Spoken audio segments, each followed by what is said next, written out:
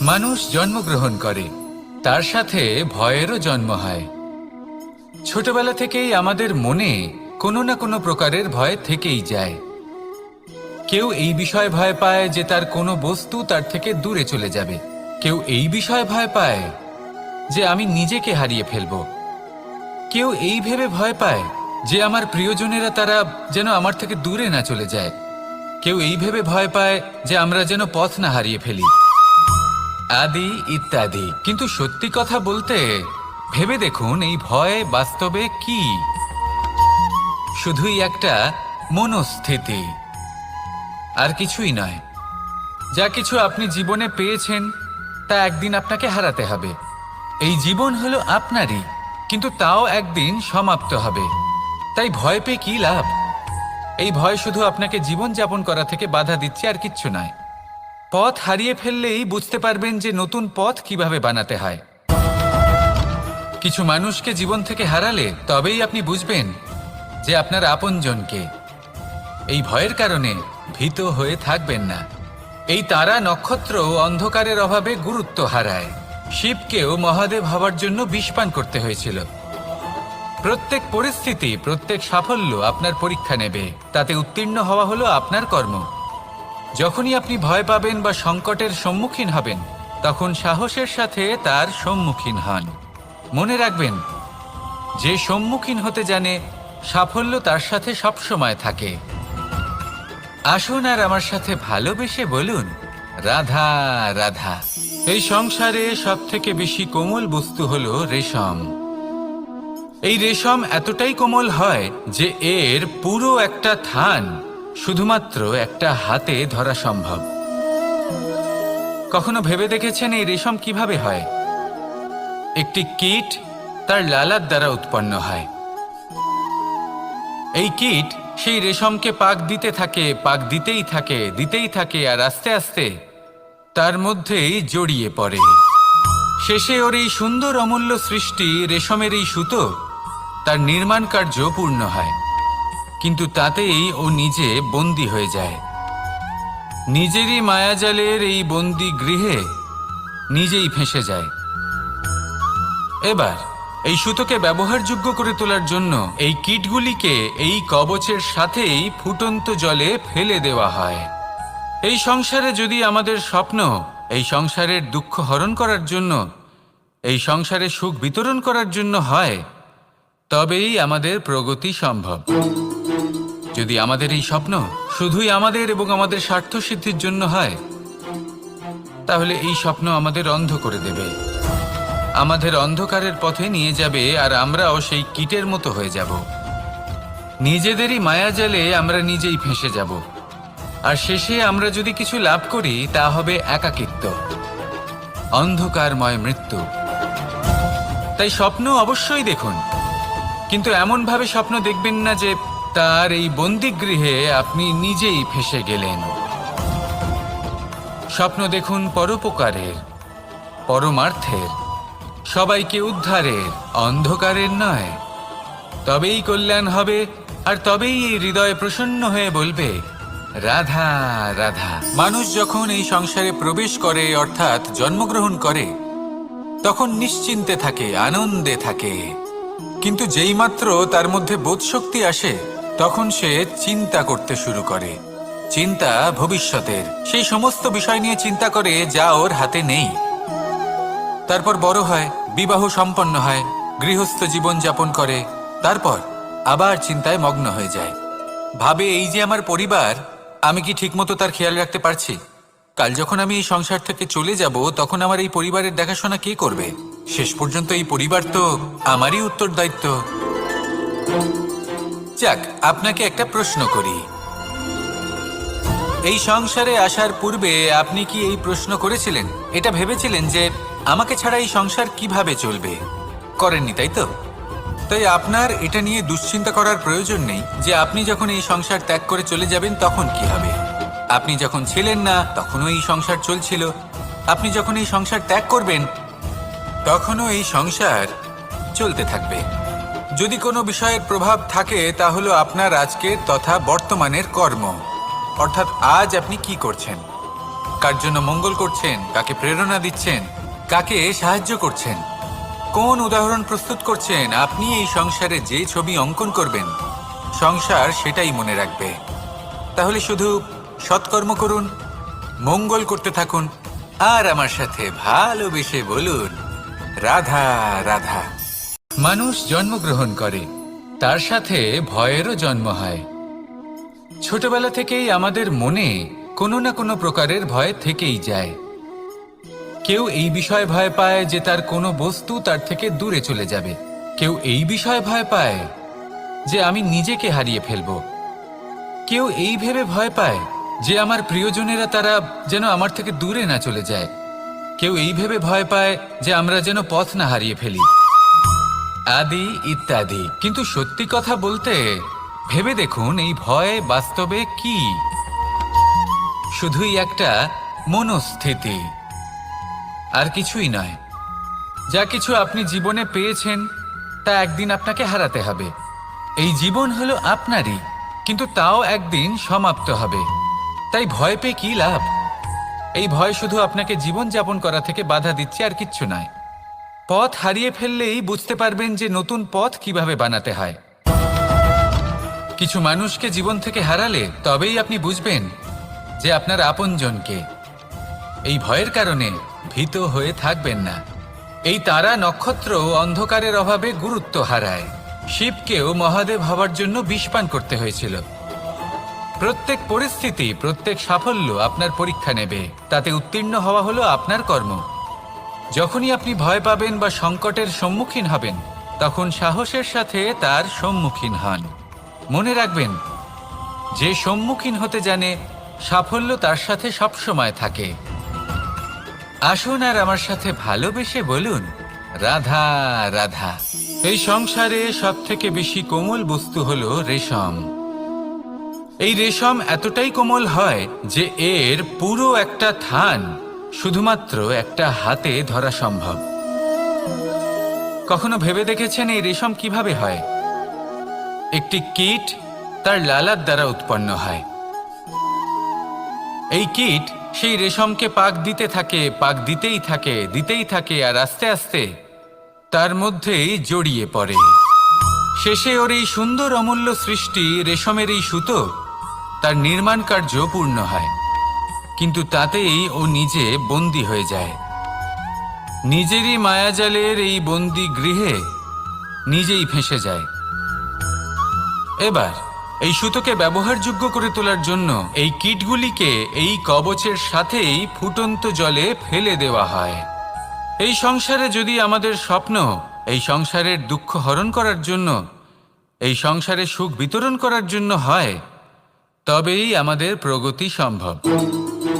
যদি আমাদের এই স্বপ্ন শুধুই আমাদের এবং আমাদের স্বার্থ সিদ্ধির জন্য হয়, তাহলে এই স্বপ্ন আমাদের অন্ধ করে দেবে, আমাদের অন্ধকারের পথে নিয়ে যাবে, আর আমরাও সেই কীটের মতো হয়ে যাব।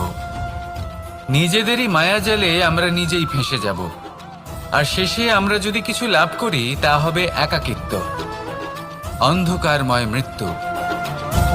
তাই স্বপ্ন অবশ্যই দেখুন, কিন্তু এমনভাবে স্বপ্ন দেখবেন না যে তার এই বন্দিগৃহে আপনি নিজেই ফেঁসে গেলেন।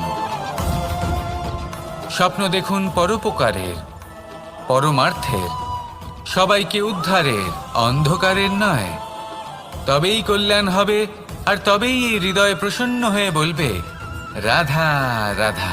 মানুষ যখন এই সংসারে প্রবেশ করে, অর্থাৎ জন্মগ্রহণ করে, তখন নিশ্চিন্তে থাকে, আনন্দে থাকে। কিন্তু যেইমাত্র তার মধ্যে বোধশক্তি আসে, তখন সে চিন্তা করতে শুরু করে। চিন্তা ভবিষ্যতের, সেই সমস্ত বিষয় নিয়ে চিন্তা করে যা ওর হাতে নেই। তারপর বড় হয়, বিবাহ সম্পন্ন হয়, গৃহস্থ জীবন যাপন করে, তারপর আবার চিন্তায় মগ্ন হয়ে যায়। ভাবে, এই যে আমার পরিবার, আমি কি ঠিকমতো তার খেয়াল রাখতে পারছি? কাল যখন আমি এই সংসার থেকে চলে যাব, তখন আমার এই পরিবারের দেখাশোনা কে করবে? শেষ পর্যন্ত এই পরিবার তো আমারই উত্তরদায়িত্ব। যাক, আপনাকে একটা প্রশ্ন করি।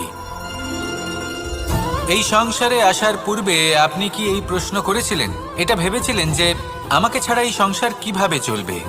করেননি, তাই তো? তাই আপনার এটা নিয়ে দুশ্চিন্তা করার প্রয়োজন নেই যে আপনি যখন এই সংসার ত্যাগ করে চলে যাবেন তখন কি হবে। আপনি যখন ছিলেন না তখনও এই সংসার চলছিল, আপনি যখন এই সংসার ত্যাগ করবেন তখনও এই সংসার চলতে থাকবে। যদি কোনো বিষয়ের প্রভাব থাকে তা হলো আপনার আজকের তথা বর্তমানের কর্ম, অর্থাৎ আজ আপনি কি করছেন, কার জন্য মঙ্গল করছেন, কাকে প্রেরণা দিচ্ছেন, কাকে সাহায্য করছেন, কোন উদাহরণ প্রস্তুত করছেন। আপনি এই সংসারে যে ছবি অঙ্কন করবেন সংসার সেটাই মনে রাখবে। তাহলে শুধু সৎকর্ম করুন, মঙ্গল করতে থাকুন, আর আমার সাথে ভালোবেসে বলুন রাধা রাধা। মানুষ জন্মগ্রহণ করে, তার সাথে ভয়েরও জন্ম হয়। ছোটবেলা থেকেই আমাদের মনে কোনো না কোনো প্রকারের ভয় থেকেই যায়। কেউ এই বিষয়ে ভয় পায় যে তার কোনো বস্তু তার থেকে দূরে চলে যাবে, কেউ এই বিষয়ে ভয় পায় যে আমি নিজেকে হারিয়ে ফেলব, কেউ এই ভেবে ভয় পায় যে আমার প্রিয়জনেরা তারা যেন আমার থেকে দূরে না চলে যায়, কেউ এই ভেবে ভয় পায় যে আমরা যেন পথ না হারিয়ে ফেলি, আদি ইত্যাদি। কিন্তু সত্যি কথা বলতে ভেবে দেখুন এই ভয় বাস্তবে কি? শুধুই একটা মনস্থিতি, আর কিছুই নয়। যা কিছু আপনি জীবনে পেয়েছেন তা একদিন আপনাকে হারাতে হবে। এই জীবন হলো আপনারই, কিন্তু তাও একদিন সমাপ্ত হবে। তাই ভয় পেয়ে কি লাভ? এই ভয় শুধু আপনাকে জীবন যাপন করা থেকে বাধা দিচ্ছে, আর কিচ্ছু নয়। পথ হারিয়ে ফেললেই বুঝতে পারবেন যে নতুন পথ কিভাবে বানাতে হয়।